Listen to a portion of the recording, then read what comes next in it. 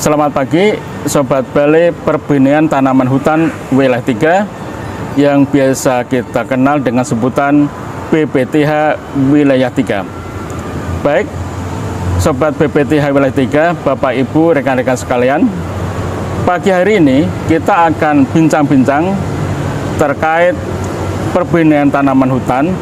Tepatnya kita akan diskusi mengenai pembangunan dan pengelolaan benih tanaman hutan. Di pagi hari yang cerah ini kita punya narasumber yang cukup handal, yaitu Bapak Lukman Hakim. Selamat pagi Pak Lukman Hakim. Selamat pagi Pak Sadullah. Baik Pak, pagi hari ini kita punya topik pembicaraan yang cukup menarik untuk kita bahas bersama Pak Lukman, untuk bisa menjelaskan secara detail, gamblang dan mudah kita pahami ya. Pertama, seberapa pentingkah kegiatan inventarisasi sumber benih dalam pembangunan dan pengelolaan sumber benih tanaman hutan? Baik, terima kasih Pak Sadu, terima kasih kepada para penonton. Assalamualaikum warahmatullahi wabarakatuh. Untuk menjawab pertanyaan Pak Sadu, mungkin saya akan memberikan pengantar sedikit bahwa dalam pembangunan dan pengelolaan sumber benih tanaman hutan, itu yang paling penting adalah materinya itu berasal dari materi yang sesuai dengan program pemulihaan tanaman hutan untuk menghasilkan benih unggul. Atau kriteria yang pertama adalah aksesibilitas. Aksesibilitas itu artinya dalam pembangunan ataupun dalam kegiatan pemeliharaan itu bisa diakses dengan baik itu oleh kendaraan roda 4 untuk mengangkut material, bibit dan sebagainya, pupuk dan sebagainya. Bisa juga dengan kendaraan roda 2 atau dengan berjalan kaki. Yang kedua adalah jumlah pohon atau jumlah famili atau jumlah klon itu harus mencukupi.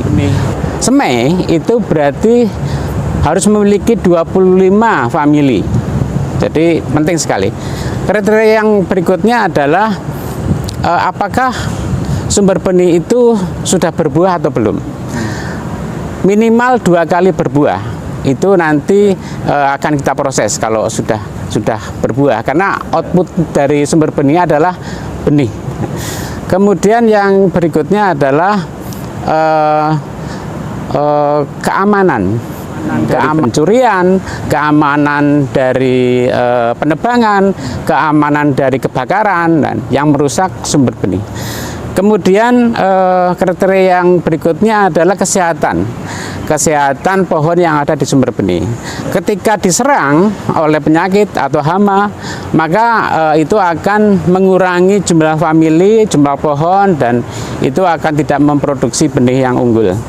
Dan yang terakhir adalah kriteria pengelolanya seperti apa. Apakah pengelola itu memiliki rencana kerja? Rencana kegiatannya adalah rencana bagaimana pemeliharaan dilakukan.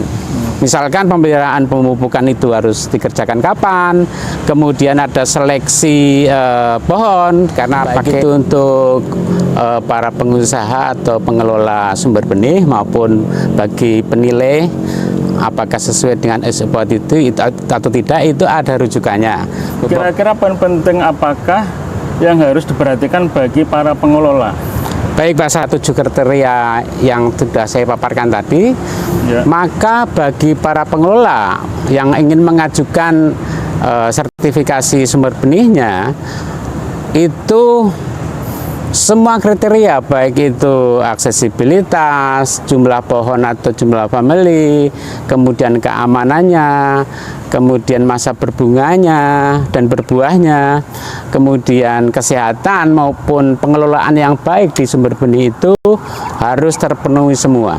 Jika 7 kriteria itu tidak dipenuhi, maka tidak akan diproses. Pak Lukman, terima kasih atas penjelasannya terkait pembangunan dan pengelolaan sumber benih.